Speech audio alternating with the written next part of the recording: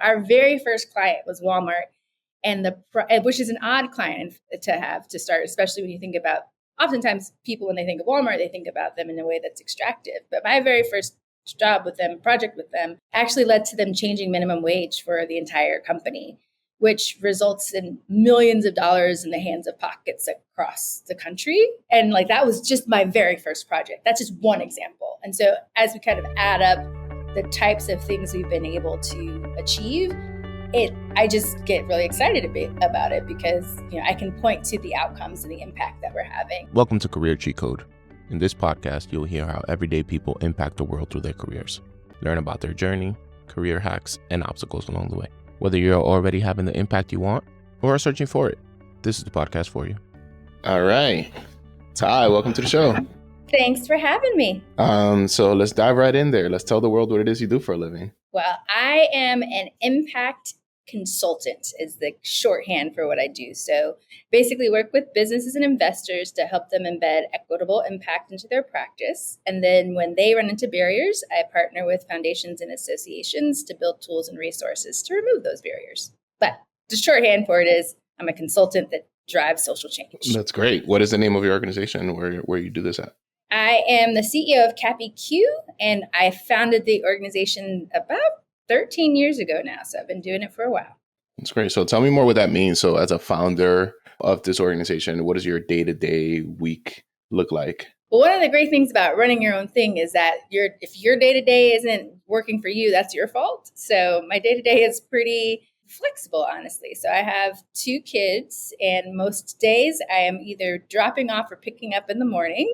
I do most of my work from home, and I've been working from home even before COVID. So as everyone else, welcome to the virtual technology space, but I've been doing that for a while. And I spend most of my time on meetings, whether it's meetings directly with clients, whether it's conversations like this one, but that's generally my day. And then I would say about twice a month, I'm usually on the road for something. So either flying to a client, speaking at a conference, organizing an event. But that's generally what my typical day looks like.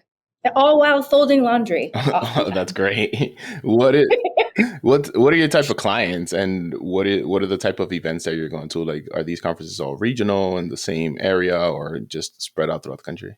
It's spread out through the country. The cool thing about my clients is when you think about embedding equitable impact we have such a range of organizations, but it tends to be either large for-profit businesses or investors. So everybody from Walmart to Mass Mutual to the Carlyle Group, or on the building the tools and resources side, it tends to be large philanthropies. So Ford Foundation, Kellogg Foundation, Cerna Foundation. And that seems like an odd mix of people. But the thing is, when you're working on making sure people's business models are actually driving outcomes that are helpful for the community, lots of times the business side and the investor side is not going to resource the types of things that are gaps in their practices. So they'll pay you to help them figure out things like, oh, we need to figure out our supplier diversity and have that do something differently. Or, oh, we want to build an impact fund. But then when you're under the hood in their organization and you run into issues like, well, we say we want to invest in a way that's equitable, but there are all these processes that are actually barriers to us achieving that goal. Oh, well, I guess it doesn't work. It's usually what happens on the business investor side. And because we have a balcony view and get to look across all of these organizations, we can start to see patterns and say, hey, foundation, look, these are the barriers people are experiencing. Would you be able to fund us to help build some tools and resources to show them what those barriers are and provide outcomes and next steps that they can then use? And then we take those tools and resources back to the businesses and investors and start to move the needle. So it's a virtuous cycle when it works well. That's great. Can you give me an example of a project that you were involved with or led that you're really proud of? You don't have to give the specifics of who the organization was, but just some of the things that you were able to support them with. Sure. So one of the ones that we helped build several years ago that has been something that I've been able to use quite frequently is the investor blueprint for racial and economic equity. So when you think about investing, and all these people said they wanted to start seeing more capital landing in the hands of Black and brown founders, fund managers, and others. And what we started to see is, like I mentioned before, there were just so many barriers to that. for folks. So the investor blueprint, which we built in partnership with PolicyLink, actually lays out, this is exactly what it looks like to invest in a way that's equitable. It's not just about the capital going outside the door. It's about what's your due diligence process. My shorthand for it is who selects your investments, how do you select your investments, and what's your return on your investment. And so giving very clear steps on, these are the 5 steps in each of these buckets that you would need to change in order to make sure that your capital is actually landing in a way that's equitable. So now that we built that resource, we've actually helped support trillions of dollars of assets under management, whether it be with the faith-based community and the Global Impact Investing Network or large investor organizations to actually put those tools in practice. And it's great because if before the investor blueprint, that's a great example of, I had these clients saying they wanted to do investor work and in ways that was driving equity, but they would get stuck. And so now when they got stuck, it was like, hey, this is the step you're on. You need to move to this, this, and this. And it really helped accelerate the process and accelerate the outcomes for folks. Oh, that's awesome. What was the catalyst for you coming up with this or supporting with this blueprint? Like, how did that kind of all come together? Well, Michael McAfee and PolicyLink have been leading equity work for decades. And I actually know Michael from, before, when I used to be the chief impact officer at Living Cities. And they started taking on equity and business practices a little while ago. And that's something he and I had kicked around for a while. So, I think PolicyLink is just a great partner. And the woman I worked with there is Mahalet Gatacho. And, I remember calling Michael when he was just named the CEO and saying, okay, Michael, I'm seeing all these barriers. We've got to fix it. Let's work on it together. And he's like, I probably need to hire someone first. It's like, okay. So I kind of was like waiting for Mahalet to get hired to start to work on that with her. Because I knew that if you wanted to center equity, even if it was something that was a new field for PolicyLink, I couldn't think of a better partner to do that with other than them. So that's part of why. That's awesome. You seem very excited when you talk about the work. What's your favorite part of your role? I think one of the things that I just feel really fortunate about is for an organization that I founded, 13 years ago, the number and types of things we've been able to do is one of those things where I can say, when I die, I can say, I did my part on my watch. Our very first client was Walmart, which is an odd client to have to start, especially when you think about, oftentimes people, when they think of Walmart, they think about them in a way that's extractive. But my very first project with them, actually led to them changing minimum wage for the entire company, which results in millions of dollars in the hands of pockets across the country. And that was just my very first project. That's just one example. And so as we kind of add up the types of things we've been able to achieve, I just get really excited about it because, I can point to the outcomes and the impact that we're having. And our company's vision is to change how the world does business. And so that umbrella is broad enough that wherever I see barriers to business actually being a force that's not just about making money, but, how you do well by doing good, there's always a new problem or a new challenge to solve for. And I love solving problems. That's great. And, I love that example too, because these are very tangible things that you can point to say, we really supported that effort and we really changed something that is, helping families throughout the country. Right. So that's amazing. I'm glad you were able to share that. So then what on the contrast, what's the most challenging part of your role? I would say right now is a challenging time with a lot of the work that, if you think about when I first started my company and I said, I believe companies have a role to play and that can drive social impact. Everybody was looking at me like I was crazy. I had several patronizing moments where people were like, that's not how the world works, honey. And I'm like, okay. And then you fast forward a couple of years and B Corp start to get popular. ESG starts to get popular. So if you think about the rise of that overall, it wasn't too long ago where people weren't even thinking about businesses doing well and doing good. And now one of the challenging things is that very same concept or topic is often under attack now for odd reasons. So I think that's something that's a bit of a bummer recently, just trying to figure out how to make sure that the work that's really making families and communities stronger, making businesses more successful is not so politicized that you can't continue to get those outcomes. And I think that's something that's just been something I've been wrestling with lately, particularly since our business model is completely grounded in making sure that businesses are driving social change and profit at the same time. That's great. So how Since times have changed now, do you feel like it is more palatable for folks to kind of get into this space? And if so, like, how do you, if you have listeners here that are like, man, I want to do something like that, and I want to support those types of initiatives, like, what do you give those folks as advice?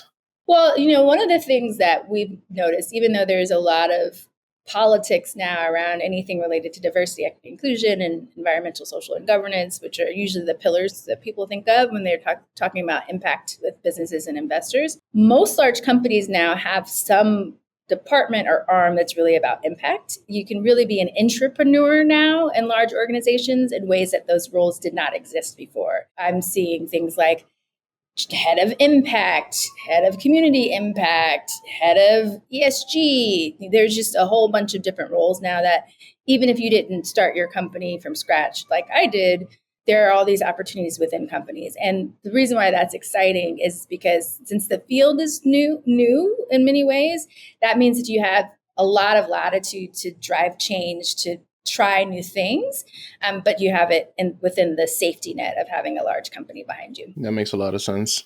Now, just so we're all clear, is this what you always wanted to do for a living? Oh, and so I'm actually an electrical engineer, computer science double major undergrad. Of course you are. Got it. So my first job my first internship, I guess you would say, was actually working on locomotives in Erie, Pennsylvania. So Got it. I don't think when most people look at my career trajectory, it looks kind of odd. And the through line that I always tell people is that I'm a problem solver. So I'm trained in systems, trained in engineering, trained in iterative thinking. And so it kind of started with machines, I guess you will, then moved to movements.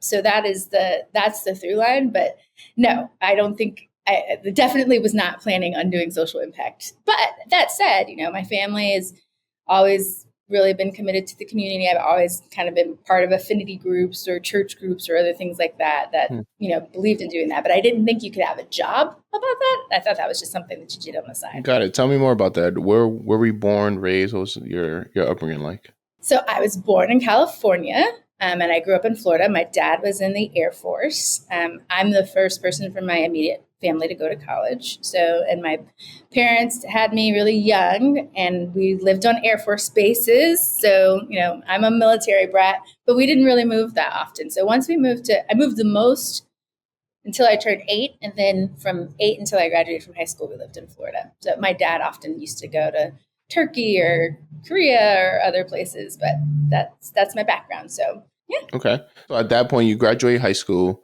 and in your mind, what is the role that you see yourself doing at that time? So I got to do this program when I was in high school, because remember I said I lived in Florida. So I got to work at NASA when I was in high school. So I had this program called SHARP, the Summer High School Apprenticeship Research Program. And it was focused on women and people of color to try to get them into STEM. So I lived maybe a 45-minute drive from Kennedy Space Center. And so my first job was actually working on the space station. Whoa. Now, I was an intern, right? So working on the space station as an intern is basically like taking notes and, following the engineers around. But like I actually got to be on the launch pad and see the space shuttle up front and see the vehicle assembly building. And so, one of the things that I love about that high school experience is it showed me, it kind of infected me with this belief that impossible is nothing. Like if you can send people to space and you're in the room with all these just ordinary people talking day to day about, okay, so when the space station is built, and remember, this is like the first iteration of the space station. So it was more of like an idea and like, how do we make this work and what technology we would need and what kind of tools we need to pull together. And you're just like, it sounds like you're in Star Wars or Star Trek, but like basically trying to make that happen.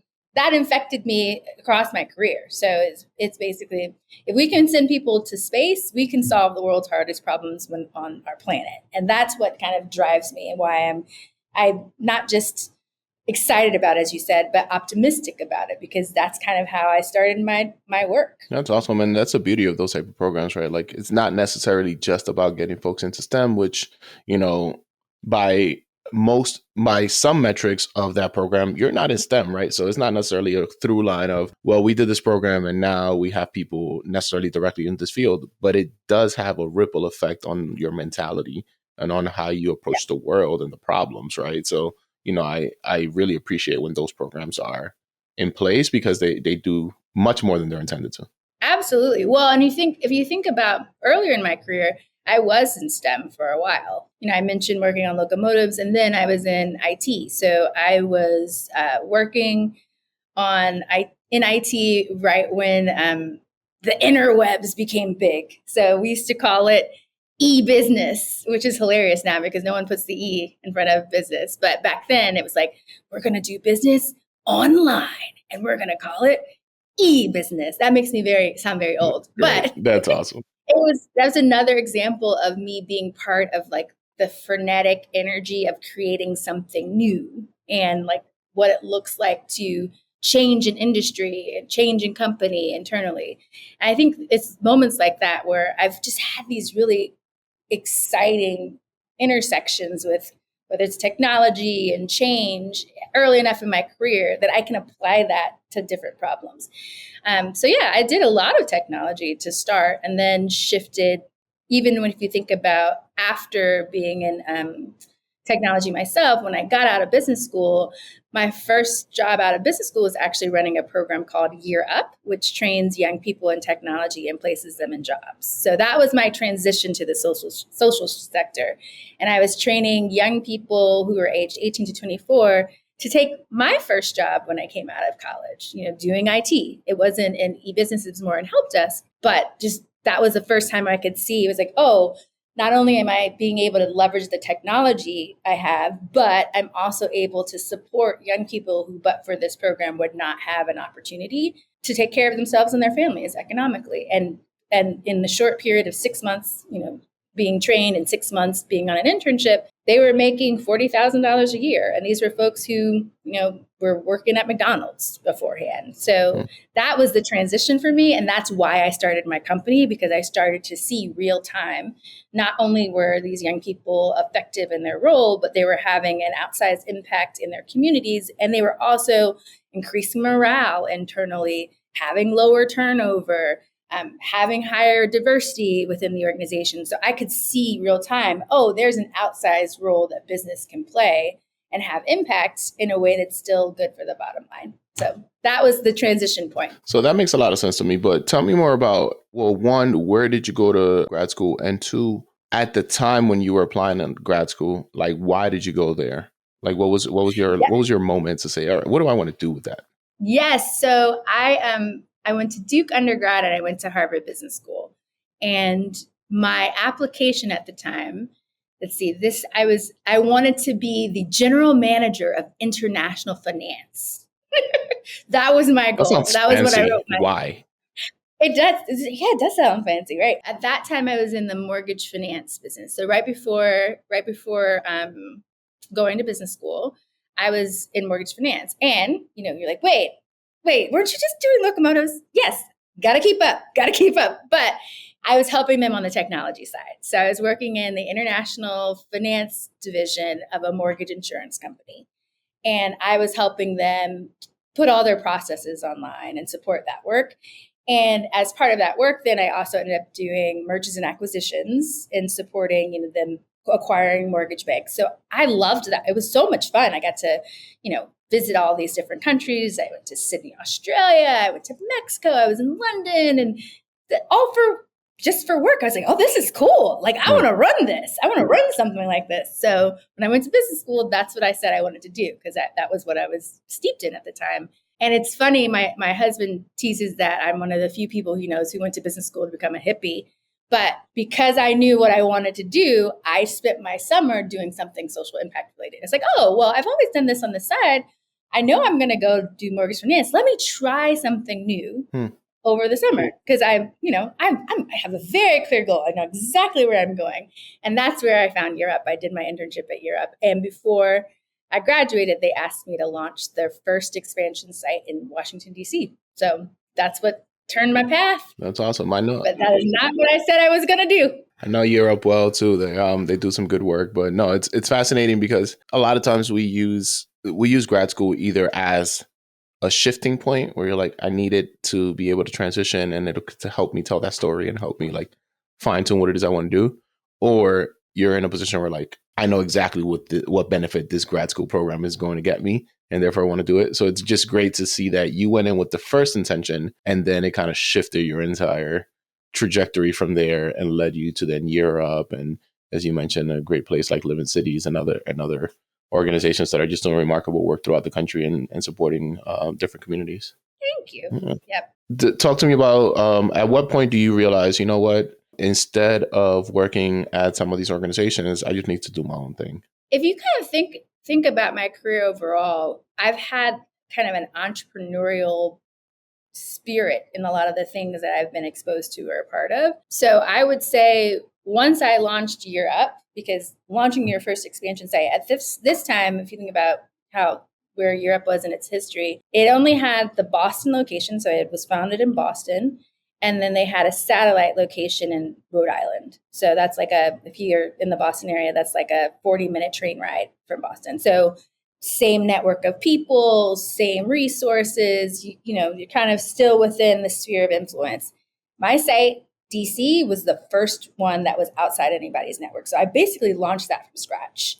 So I went from the first class of 22 young people to serving several thousand young people, raising $20 million. President Obama visited during his first year. I mean, just really strong growth and outcomes. And it was that experience that said, oh, wait, I basically have already started something from scratch. So the next thing will be mine. And I think one of the things that's interesting is when you do work and you're able to do work that you're passionate about, it's hard to find your next job. Not because you can't get one, right? But because it's hard to trade waking up every day and knowing that you're on the earth fulfilling your purpose and trading that for a paycheck. It was just really hard to figure out. So for me, starting something from scratch was the closest thing I could get to what it felt like to know every day I wake up in the morning and my work makes sure young people can take care of themselves and their families. And now I have that multiplied by 10 because I can do that kind of work, not just with young people, but with people from different backgrounds, regardless of what the outcomes are. So that's how I ended up in that place. Great. So I know one of the barriers to becoming an entrepreneur is the fear of what that means from a stability standpoint, from a providing means for your family standpoint. Can you give us a range of what someone that owns their own company that is in this type of space can make on a given year?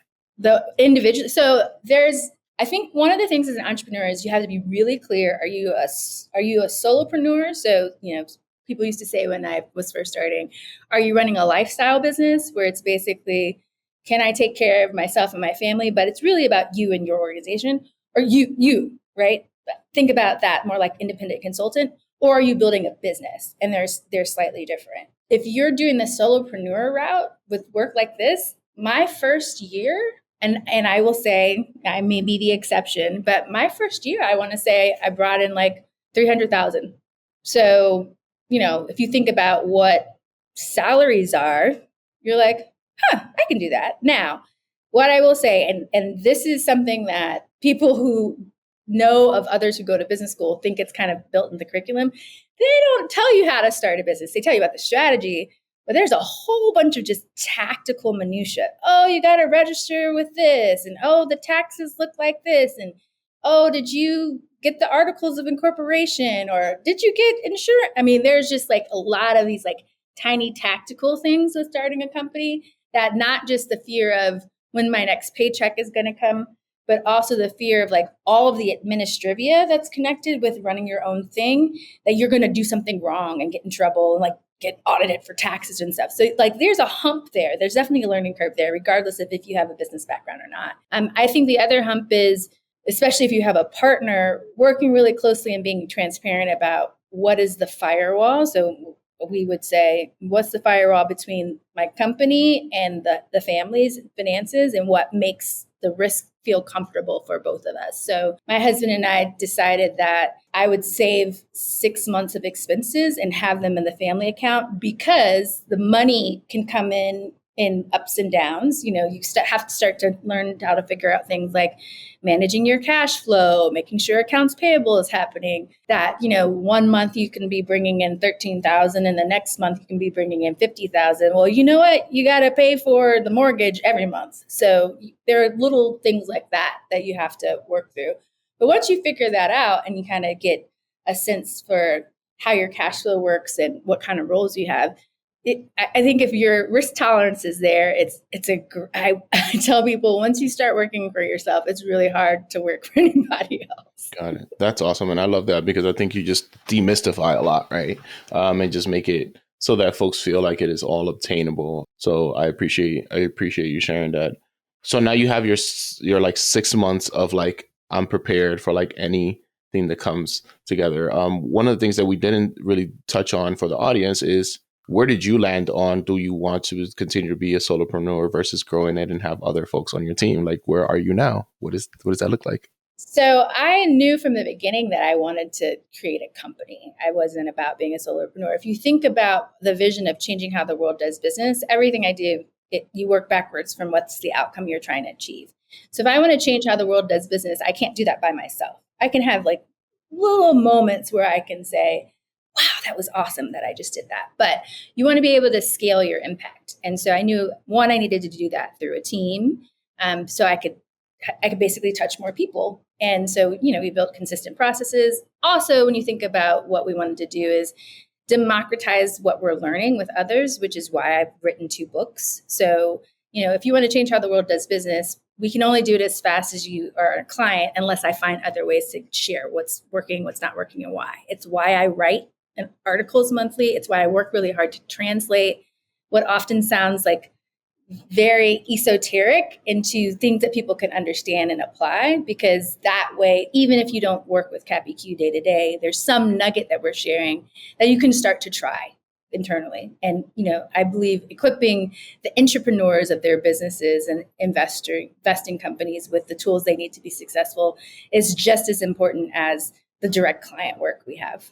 That's great. Okay. So how many folks do you have on your team now? So we have about 20 people on our team.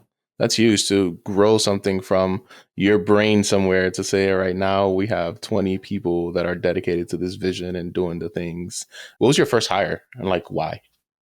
So my first hire is usually, okay, so I think this might get a little in the weeds, but when you're running a consulting business, one of the most important things is you need to make sure that you can pay for people. So the way that I work, you'll hear this.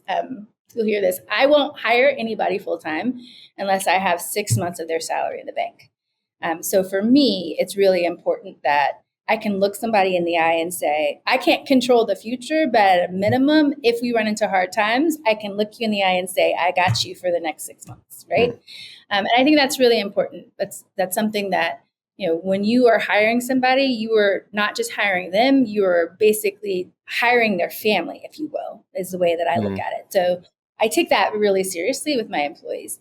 So the first type of employee that I tend to hire is someone who can actually service projects with me. Because how do I pay your bill? I pay your bill by providing client service work. And so if you can do that with me, then that's helpful. Then I go from that to operations. So the people who can service clients with me, if they're able to take that expertise and then create the internal processes that allow us to replicate that with others, it allows me to hire the next person, but ramp them up more quickly. So that's kind of how I balance out how I hire. And then the last, if you start to think about that, okay, so you have the 1 person, then the 2 person, 3 people.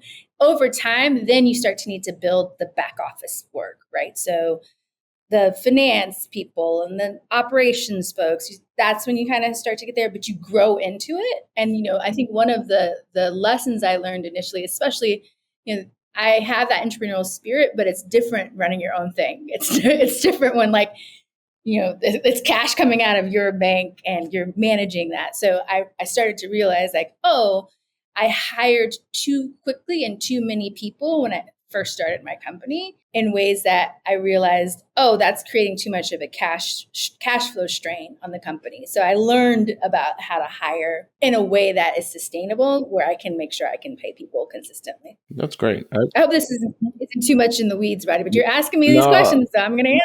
no, not at all. I think this is perfect, and I just feel like there are a lot of folks that may be on the fence about, like, do I do my own thing? I'm at this company. I feel like I can do some consulting or maybe do it by myself or whatever that looks like. So just thinking through, well, how do you then end up at a place where you have 20 people in this company? It's just helpful for people to understand the path. So I appreciate you sharing that. Well, and I also think lots of times people feel like, I have 20 people who work with me day to day, but a lot of them are actually not W-2s, they're 1099s. So the way that I look at that is it's part of changing how the world does business if I'm helping another person who is running their own business get work. Because the hardest thing to do, I think, when you're a consultant, and the fear that you're talking about, is about getting business, right? I'm really good at business development. I'm really good at fundraising. So that's not something that makes me afraid. But if I have brilliant people around me where that's a hurdle for them, but I know like I can find the perfect project to put them on, and then they start to build their confidence, and I'll do that all day. In fact, we often at CapEQ, what we find is there's some projects that aren't a good fit for us, and we'll send them to we call them our Avengers. So people who work on projects with us, we assemble the right team to solve the problem we're trying to solve. So I'll forward work to our Avengers because I want different people who are running their companies to thrive. And if you look at our team, I would say we're 90% of color and probably 85% women. So, that's also changing how the world does business. Seeing people growing their own individual businesses, their own individual wealth, having their own agency is another ripple effect of the way that we do our work. That's great. And I also appreciate you sharing not just the kind of composition and intentionality of kind of your team, right? But of partnering with others, right? Where you don't have to take on every project and do all the things and feel like you're in competition with everyone else. It's like there's value in having this, as you called it, the Avengers, right? Of like, we can work in the ecosystem together and figure out how we can all add value. Absolutely. Yes. And that is something that I will say is a pet peeve of mine. I do feel like there's just unnecessary, the mindset of scarcity. I think that is an undercurrent in the way capitalism, I would say, has worked to date, is the type of thing that creates unnecessary competition at times. And I don't mean, you're going to compete for who's providing the best product or service. But if you're trying to change the way the world does business, you can't do that by yourself. Like you actually can't get to that outcome by yourself. And so you need to be able to find the right partners who are more focused on solving the problem than they are of being the solution. And I think that's actually how you get there. And unfortunately, there are too many people in the space where like that's not what they're centered. I think there's a lot of folks who are grounded more in ego and grounded more in how they look or what they, what credit they get than actually trying to solve the problem, which is part of why it's harder to get some of this stuff done. And you've already given us so many, but do you have any other career cheat codes that you've encountered along the way that you're like, that's something that folks should think about doing earlier in their career or just adopt as good practice? So, this is going to sound super trite, but I tell you right now, mentors have been like every time I had an inflection point in my life, I have been really fortunate to have like the best mentors. And, some of them came from formal programs through my company, but a lot of times it was just people who believed in me and gave me good advice. The very first mentor I had is Deborah Dean Nelson, and I would not have gone to college outside of my state if it hadn't been for her. Because like I mentioned, I still don't know if I mentioned, but neither of my parents went to college. So I didn't have a very clear understanding of where to go. We didn't make a lot of money. And so I didn't want to be a financial burden. So my goal actually was to go to the community college up the street from our house. I was like, I'm just going to go to the local community college. That way I can help out around the house. I can still get an education, but I can be supportive of my family. And Deborah said, "Oh no, girlfriend, we are sending you to the best schools." I was like, okay. And she literally just took me on as a project. And my mom did nails. So I met her. I came home from school one day. She asked me, what grades are you getting in school? I was like, who is this lady in my house? It's like straight A's. She's like, oh, I'm going to take you to lunch. I was like, okay, like weird lady, fine. But like my entire trajectory changed from that moment, right? And I have moments like that throughout my career. I had another moment that I remember in my career with a mentor. It was when I was in international finance, and he was actually my boss's boss. And I was having a hard time with someone who was like, there's this dual reporting structure, who said I was just too chipper. And I needed to take it down a notch. And it really bothered me, because I was like, I didn't know that was unprofessional. I didn't mean to be unprofessional. I just, like making work a place where people enjoy coming to. And my boss's boss said, no, he's absolutely wrong. You do amazing work, and people love working with you. And that helps you actually be successful. So if people talk to you about changing who you are to be successful, they're wrong. And you just keep doing what you're doing. And so that happened in my early 20s. And I'm the type of person that people often think that because I'm energetic, because I find joy in what I do, like sometimes people can conflate that with that not being substantive. And like, no, this is a choice. It's a choice to create a space where the work you do day to day is really hard. So how do you create an environment where people can thrive? And that is a choice on my end. And it's something that, but for that mentor, I would have dimmed my light to get my work done. And it's moments like that, I think, along the way that have been my cheat codes. My cheat codes are always other people pouring into me. That's great. And I also appreciate you sharing different roles that mentors can have, right? So one that can help, as you said, make sure you don't dim your light. Then there are others that are going to be more like on the tactical side, like, hey, we need to make sure you apply to these type of schools and like go away and think about your major and whatever that looks like, right? And I just feel like wholeheartedly, I agree. I feel like there's no way I would be thriving in my career and doing all the things without so many people pouring into me, right? Without so many folks taking the time to just add different pieces of information that kind of help me shape my path. So I just appreciate kind of that nod to the mentors that are out there doing it all the time. And then we're able to then pass that on and support others along our journeys as well. So, I appreciate that. Yes.